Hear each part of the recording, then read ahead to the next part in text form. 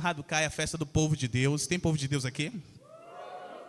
Diferente da festa do Natal, que é uma festa pagã, uma festa mundana, que traz distrações e saqueiam as sementes dos filhos de Deus.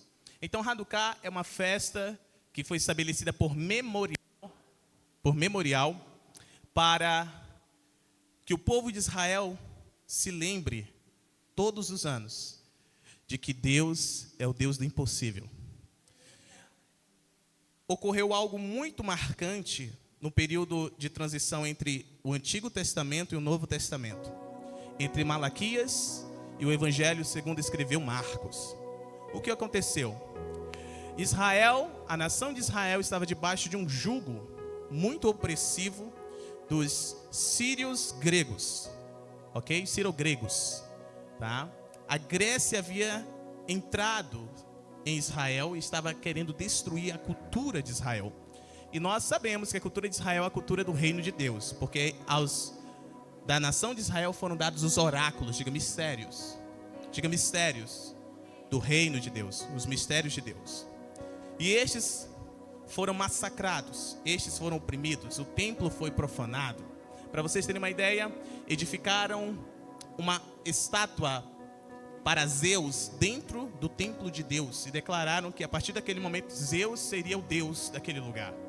Para vocês terem uma ideia, no lugar do sacrifício foram sacrificados porcos.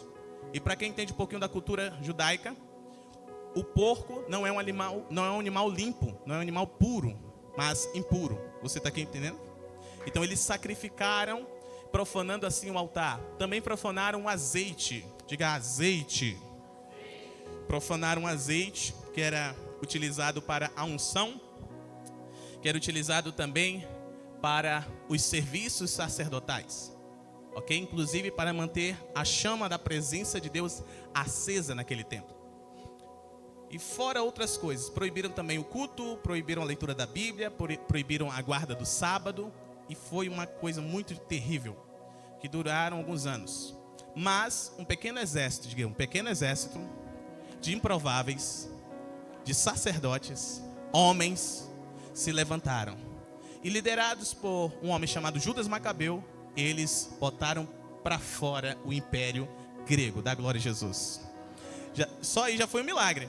Expulsaram um pequeno exército de improváveis, ou seja, pessoas despreparadas, expulsaram todo o império, saindo em vitória. Não é Deus nisso negócio? Depois tiveram uma outra missão. Eles tinham que reedificar o templo e rededicar o templo ao Senhor, para que o culto tornasse a ser estabelecido, certo? E assim toda a ritualística do culto. Então, eles repararam o altar, eles repararam as paredes do templo, da glória a Jesus por isso. A primeira coisa que se tem que fazer quando há profanação, quando há mistura, é restaurar o altar e restaurar o templo. E por fim, eles tinham que rededicar o templo a Deus. Só que não tinha azeite. Alguém encontrou um pouquinho que dava para um dia. E aí ocorre um segundo milagre. O azeite que era para um dia, multiplica-se o suficiente para 8 dias. Daí vem a festa das luzes, porque a luz prevaleceu sobre as trevas. E neste momento eu quero dar uma pausa para convidar as crianças a irem para essa salinha, no nome de Jesus, a melhor salinha do mundo, amém? A sala Kids. Aplauda Jesus enquanto elas vão saindo. Aleluia. Glória a Deus. Obrigado, Jesus. Deus abençoe grandemente. E vejam bem, muita atenção. Então, essa festa foi estabelecida, diga Hanukkah, festa das luzes, festa da dedicação ao templo. E essa festa tem a duração de 8 dias. E hoje, nós estamos no 5º dia, da glória a Jesus. Eu quero que você abra sua Bíblia em Mateus capítulo 5. Eu quero te compartilhar um segredo, diga revelação da palavra. Porque nós somos encorajados, nós somos convocados por Deus, por Cristo Jesus, a sermos luz neste mundo. Jesus disse: enquanto eu estou no mundo, eu sou a luz do mundo. Jesus não está no mundo. Está ou não está? A Bíblia diz que ele está à direita de Deus Pai, intercedendo pelos seus discípulos. Dá glória a ele. Em outro lugar das Escrituras, para ser mais específico, Mateus capítulo 5, acompanhe comigo, verso 14. Jesus disse aos seus discípulos: vocês são a luz do mundo. Dá glória a Jesus. E no verso 16, ele continuou mencionando: deixem a vossa luz brilhar diante dos homens, para que vejam as vossas boas obras e glorifiquem ao vosso Pai que está nos céus. Dá glória a ele por isso. Então nós temos que deixar a luz de Cristo que é em nós brilhar, resplandecer, e elas só podem resplandecer através das nossas boas obras. E nestes dias eu estou compartilhando atitudes de Cristo que você, meu amado e minha amada, e eu devemos ter para que nós resplandeçamos a luz de Cristo nessa terra. Porque tem muita luz que é trevas. Tem muito filho de Deus, muita filha de Deus, que ao invés de estar praticando boas obras, está praticando más obras. Quem está aqui comigo? A primeira atitude, a primeira qualidade que o Senhor nos revelou, você pode depois assistir as demais lives, não vou entrar nos pormenores, está em Mateus capítulo 5, versículo 3. Muita atenção, Mateus 5, 3. E escrito está: abençoados são os pobres de espírito, porque deles é o reino do céu. Diga, aos pobres de espírito são o reino do céu, ou é o reino do céu. Amém? E o que é ser pobre de espírito? É reconhecer que sem Jesus não dá.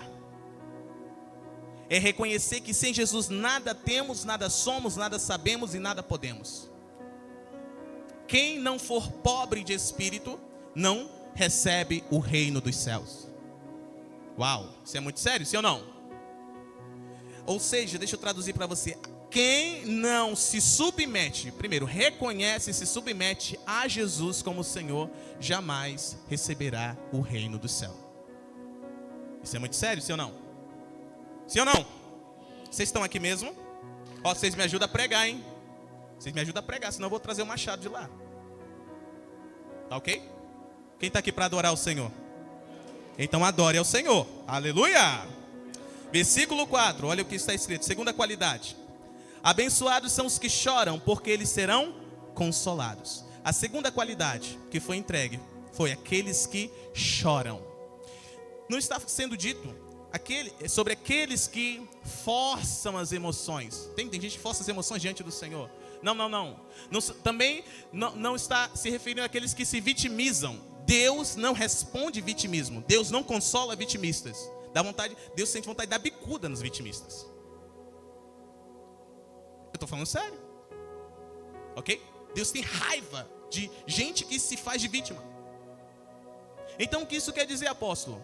Quer dizer que aqueles que choram são aqueles que, olhando para Jesus e olhando para si, reconhecem os próprios pecados e iniquidades e se entristecem, se quebrantam.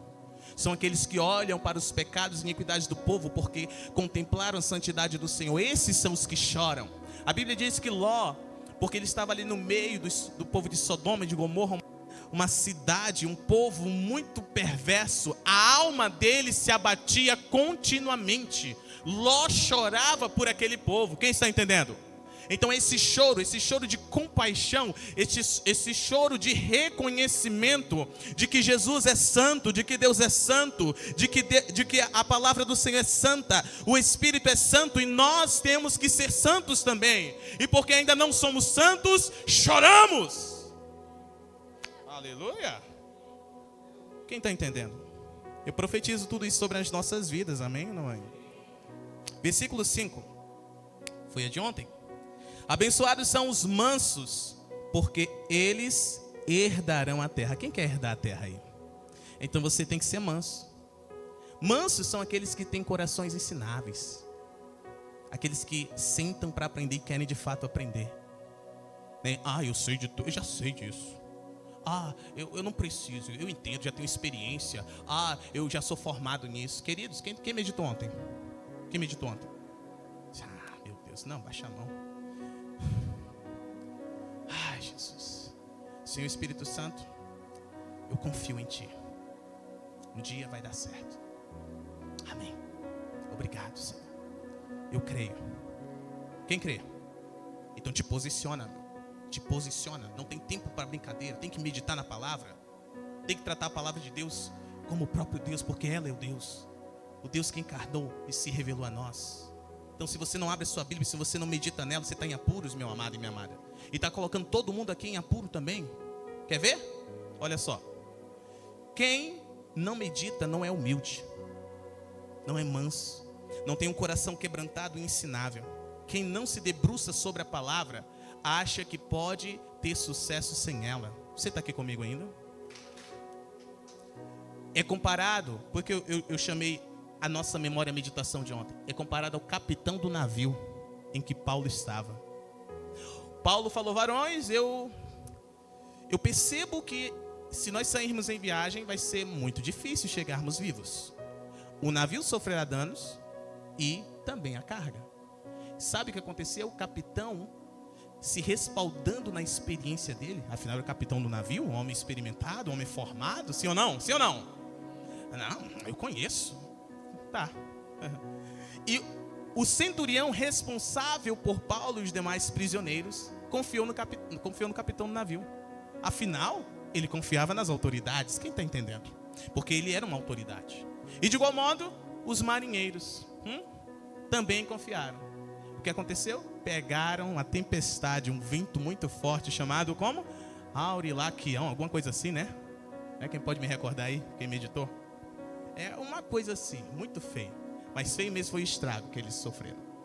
Olha, depois que eles estavam já à míngua, já tinham desistido até da própria vida, o Senhor visitou o apóstolo Paulo à noite. Diga, o apóstolo Paulo, um homem de Deus, cheio do Espírito Santo e da sabedoria do Espírito Santo, um homem manso e humilde, chegou e falou: varões, o Deus a quem eu sirvo, o anjo do Senhor a quem eu pertenço, me visitou e disse que se nós ficarmos aqui, nada vai se perder, nenhum homem se perderá. Mas mais tarde os marinheiros estavam tudo tentando sair pelo bote, com o bote. Estava ou não estava? O apóstolo Paulo teve que correr e falou: se eles saírem, eu não garanto que eles vão viver. Aí o capitão corta os botes, corta as cordas. Você está entendendo? Onde eu quero chegar? Homens que não foram humildes e por isso sofreram muitos danos. Diferente do apóstolo Pedro, quando ele ainda era pescador. Quem lembra do Pedrão? Pedrão, apesar de ser torrão, durão, tinha um coração como o de uma criança. Ele havia tentado pescar a noite inteira, não havia conseguido. Então, chegando Jesus, disse assim: ô Pedro, vai lá para o fundo e joga a rede à direita. Pedro era profissional, sim ou não? Era ou não era profissional? Profissional de pesca, anos de experiência. Tinha até uma empresa, tinham várias companhias. Dá glória a Jesus por isso. Aí o que ele disse? Não, Jesus, tu não entende de pesca, tu é carpinteiro, deixa comigo que eu sou pescador. Foi isso que ele disse? Ele disse: sobre a tua palavra eu lançarei a rede. Homem humilde, homem manso, e são destes que a terra pertencem. São a estes que a terra pertence, amados. Deus está procurando homens mansos, homens humildes, homens com os corações ensináveis, homens justos, homens fiéis à palavra do Senhor, e mulheres também. O que aconteceu? Uma pesca que eles jamais viram na história da vida deles. Uau! Quem quer ter uma pesca gloriosa aí? Deixa eu traduzir. Quem quer ter? Quem quer ver o sobrenatural de Deus agindo na saúde física, na saúde emocional, agindo nos casamentos, agindo na vida dos filhos, agindo nos estudos, agindo nas empresas, agindo no emprego? Quem quer ver? Seja humilde. Aplauda Jesus.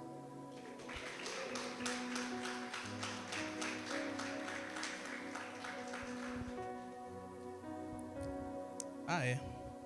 Gente, isso aqui foi de antes de ontem, tá? De ontem foi isso aqui, o verso 6. Mateus 5,6, abre aí. Abençoados são os que têm fome e sede de justiça. Porque eles serão o quê? Fartos ou saciados. Quem quer ser saciado aí? Então tem que ter fome, tem que ter sede de justiça. Não é de ficar pedindo a justiça, a tua justiça própria. Não. É se render à justiça de Deus. Pergunte, como assim, apóstolo? A justiça de Deus nos foi revelada em Cristo Jesus. A justiça de Deus é diferente da justiça do homem. Amados, nós podemos usufruir de maravilhas que nós não conquistamos. Deixa eu ser mais específico. Nós podemos usufruir de colheitas que nós não semeamos. Outros semearam, mas nós podemos colher. Isso é injusto? É ou não é injusto? Essa é a justiça de Deus. É um direito que foi adquirido não por você, mas por outro. Jesus adquiriu direito. João capítulo 1, versículo 12. Mas todos os que creram e o receberam, aleluia, a estes deu-lhes o direito de se tornarem os filhos de Deus. Quem está entendendo? Só é saciado, só é farto quem tem fome, quem tem sede de justiça. Mas deixa eu te falar uma coisa. Tem muita gente que quer a justiça de Deus. Senhor, eu quero a justiça de Deus. Faça a tua justiça na minha vida. E não tem nada de errado nisso. Dá glória a Deus por isso. Sabe o que é errado? É você querer a justiça de Deus só para você. O que você vai fazer quando a justiça de Deus chegar na tua vida? Vai guardar para você? Tem muita gente guardando para si e o outro está se lascando do lado. Oi. Deus te plantou nessa terra. Eu vou falar. Deus te trouxe aqui para que você ouça algo. Deus quer te fazer a justiça dele nessa terra. Deus quer que você seja a resposta para aqueles que clamam nessa terra. Por isso que você precisa entender isso. Deus vai fazer justiça na tua vida se você tiver um coração disposto a ser a resposta dele nessa terra. Se não tiver, nada feito. Vocês estão entendendo? Estão ou não estão? Aleluia. Então, abra a sua Bíblia. Mateus capítulo 5, versículo 7. Abençoados são os misericordiosos. Uau. Porque eles obterão misericórdia. Os misericordiosos, amados, são aqueles que abrem mão de tudo, se despojam de si mesmos para tocar na miséria do outro e transformar a situação do outro. São aqueles que abrem mão do seu próprio conforto para ir servir a outro. Você lembra do Deus que se fez carne? Mesmo sendo Deus, ele se despojou para se vestir da nossa miséria. Não, você não está aqui. Pensei que estava pregando para a gente que estava aqui. Ele se despojou da sua glória, queridos, de toda a sua glória, para se vestir da nossa miséria, para que estes miseráveis pudessem ser revestidos da sua glória. Calma. E para que estes pudessem tomar da sua glória e tocar naqueles que ainda se encontram em miséria. Agora você pode glorificar. Estes alcançarão misericórdia. Misericordioso é aquele que se compadece do outro e toca na miséria, trazendo o quê? Transformação. E só uma forma de nós transformarmos a miséria alheia é tocando com a glória de Deus. Amém ou não amém? Levante sua mão direita ao céu. Eu quero profetizar que neste lugar, que todos que me ouvem na internet são levantados a partir de um espírito de misericórdia. O espírito de misericórdia, de amor, cai sobre nós, impede impacta-nos com a revelação da palavra do Senhor, e nós passamos a nos mover com misericórdia, por misericórdia, revelando a misericórdia de Deus, a misericórdia que Ele teve de nós, quando nós ainda estávamos no lamaçal do pecado, ainda estávamos na miséria deste mundo. Hoje nós podemos ser ricos no Espírito, porque aquele que era rico se fez pobre. Podemos ser santos, porque aquele que era santo se fez pecado, para que nós pudéssemos ser santificados por meio dele. Aleluia! Aquele que tinha a herança do Pai, ele se fez de escravo, sem herança, sem pai, para que nós possamos ter um Pai nos céus e possamos ter uma herança, sendo herdeiros com Deus, co-herdeiros juntamente com Cristo. E agora o que faremos, pois, amados? O que faremos? Tomaremos dessa herança, tomaremos dessa glória para levar aos perdidos desse mundo, aos perdidos dessa cidade, amém? Isso é ser luz, e a luz resplandece sobre as trevas não podem romper, não podem conter a luz. Tem luz aqui neste lugar? Então dá glória a Jesus, aplauda Ele.